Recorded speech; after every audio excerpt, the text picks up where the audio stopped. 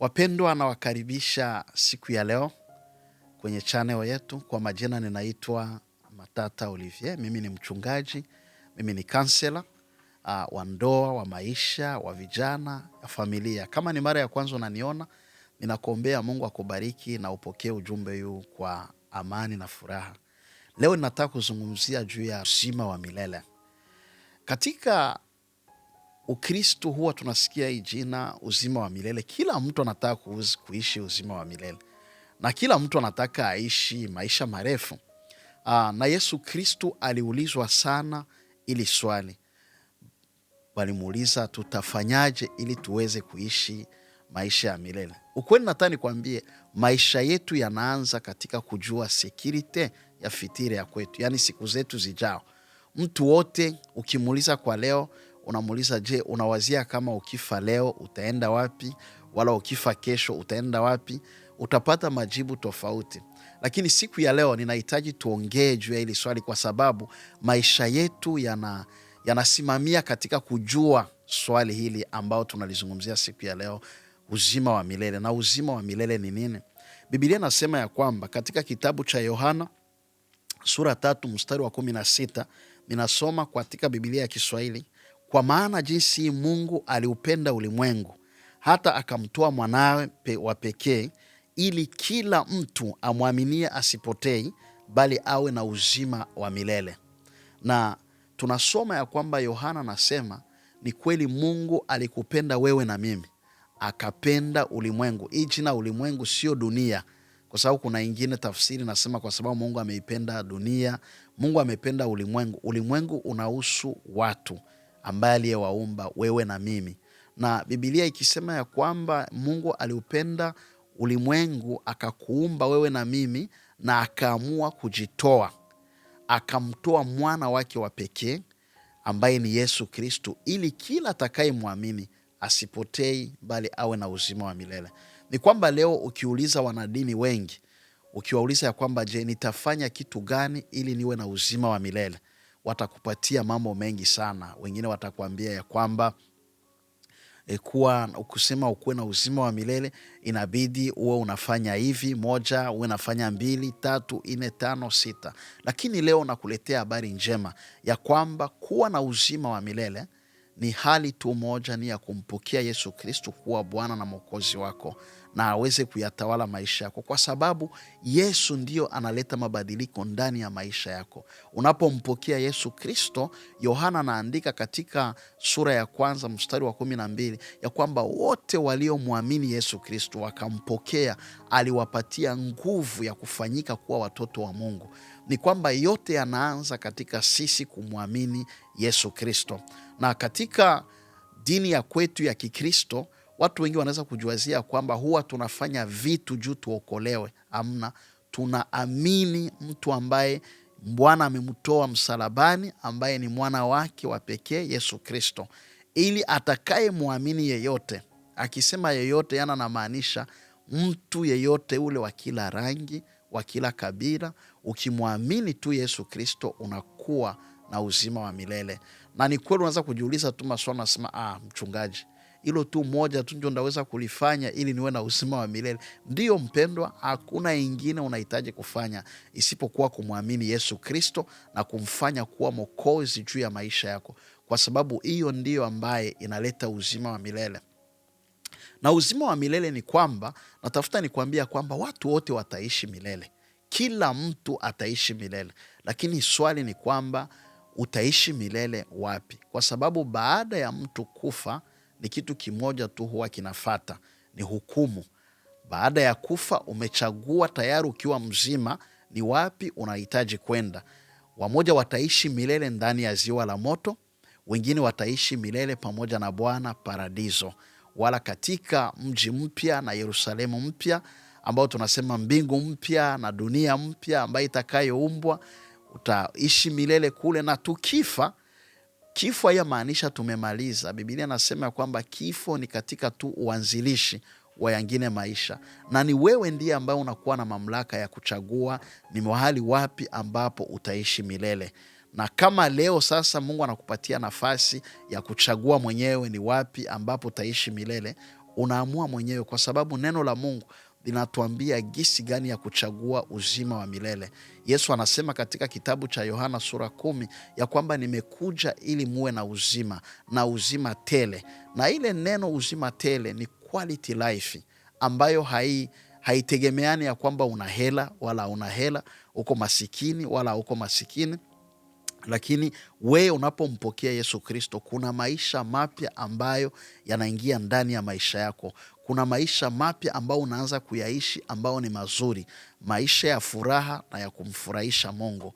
Na yale maisha ndiyo ambayo yanatuwezesha sisi wa Kristo kuweza kumtegemea Mungu, kumwamini Mungu na kutembea ndani yake, na ambao tunayaita uzima wa milele. Katika hicho kitabu cha Yohana sura yake ya 17, Yesu aliweza kusema katika maombi yake, akasema hivi katika mstari wa 3, aseme na uzima wa milele ndio huu, kumjua wewe Mungu wa pekee wa kweli na Yesu Kristo uliyemtuma. Ya kwamba uzima wa milele ni huu.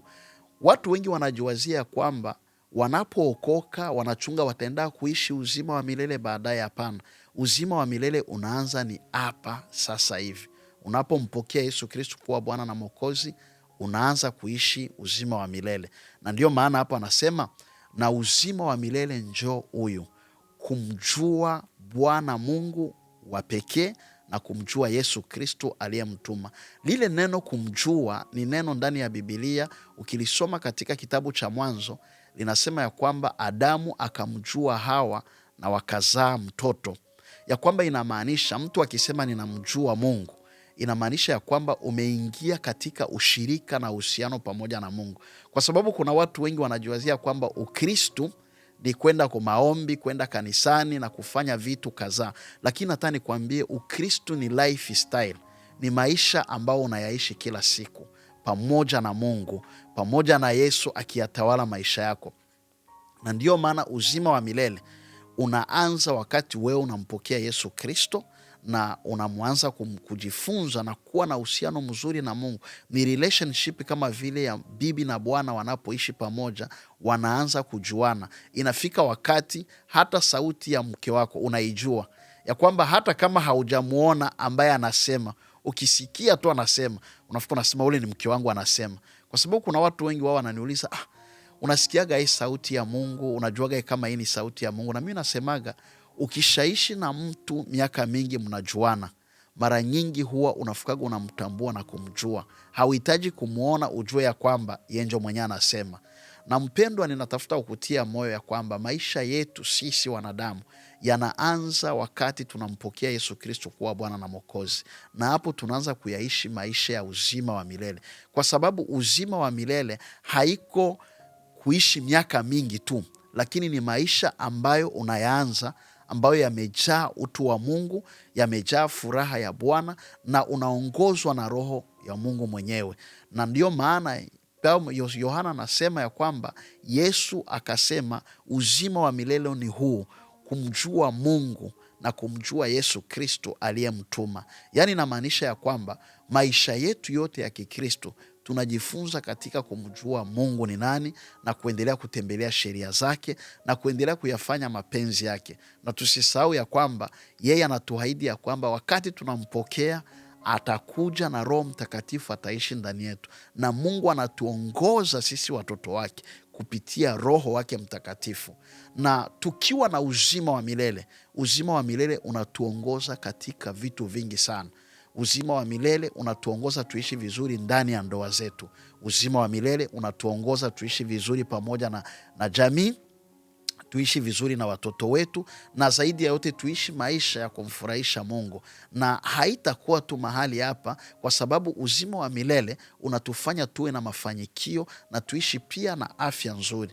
Uzima wa milele unatuongoza katika kuchagua, kufanya machaguo mazuri ambayo hayana matokeo mabaya, lakini matokeo mazuri. Na ndio maana nakuchallenge siku ya leo mpendwa, uchague uzima wa milele, umpokee Yesu Kristo kuwa Bwana na Mwokozi, kwa sababu yeye ndiye mwanzilishi na mwanzo na chanzo cha uzima wa milele.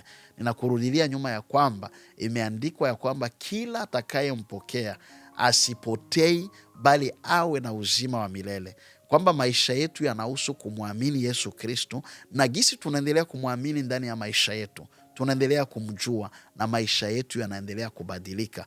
Na wakati tunaendelea kubadilika, na sisi tunaendelea kubadilishwa na tunayaishi maisha ya kumfurahisha Mungu, ambayo ni maisha ya uzima wa milele, ambao unaupokea kwa sababu umemkubali Yesu Kristo kuwa Bwana na Mwokozi wako. Na ikiwa ya kwamba haujawahi kumpokea Yesu Kristo kuwa Bwana na Mwokozi, ninakuchallenge siku ya leo uchukue nafasi hiyo, uweze kumwomba Mungu, umwambie Bwana, nahitaji kukupokea. Inasema katika Warumi sura 10 mstari wa 9 ya kwamba ukisimama fasi moja unamkiri Yesu Kristo kuwa Bwana na Mwokozi wako, na uamini ndani ya moyo wako ya kwamba Mungu amemfufua kutoka katika wafu, wewe mpendwa utaokolewa na utakuwa na uzima wa milele, kwa sababu kifo cha Yesu ni cha muhimu sana. Paulo anasema ya kwamba ikiwa Yesu hakuwezaka kufufuka katika wafu, yaani mimi na wewe, haitawezekana sisi kuokolewa, kwa sababu hata wokovu wetu unategemeana na kwamba Yesu Kristo alikufa na akafufuka. Inamaanisha nini? Inamaanisha ya kwamba muda wote wewe umefanya dhambi unahitaji kufa, kwa sababu mshahara wa dhambi ni mauti. Lakini kwa sababu ya hiyo Mungu aliupenda ulimwengu, wewe hauhitaji kufa tena. Yesu amekufa kwa ajili yako ili wewe upate kuwa na uzima. Kuna kuwa transaction material ya kwamba Yesu anachukua nafasi yako na wewe unachukua nafasi ya Yesu. Na ndio maana katika kumpokea Yesu Kristo kuwa Bwana na Mwokozi wako, na ndio pale unauona uzima wa milele, kwa sababu ni Yesu ndiye ambaye anakupatia ule uzima, ndiye ambaye amekufia msalabani, na ndiye ambaye unapaswa kumkiri na kumwamini ndani ya moyo wako. Na utakapomwamini, Biblia nasema kila aliitaye jina la Bwana ataokolewa. Mpendo wa Mungu akubariki. Hii ndiye ambaye nimetaka kukuletea, kwa sababu uzima wa milele uko wa muhimu sana ndani ya maisha yetu. Unabadili vitu vingi na unatuongoza katika njia nzuri ndani ya maisha yetu. Mungu akubariki na uweze kusimama imara, uchukue maamuzi hayo, kwa sababu unapoyachukua maamuzi hayo yanakusaidia wewe, yananisaidia mimi, na yanasaidia pia jamii zetu, ili tuweze kuyafanya mapenzi ya Mungu. Basi kwa hiyo Mungu akubariki. Tutaongeza kuonana tena tukiweza kuzungumzia mema kwa ajili ya neno la Mungu. Asante sana.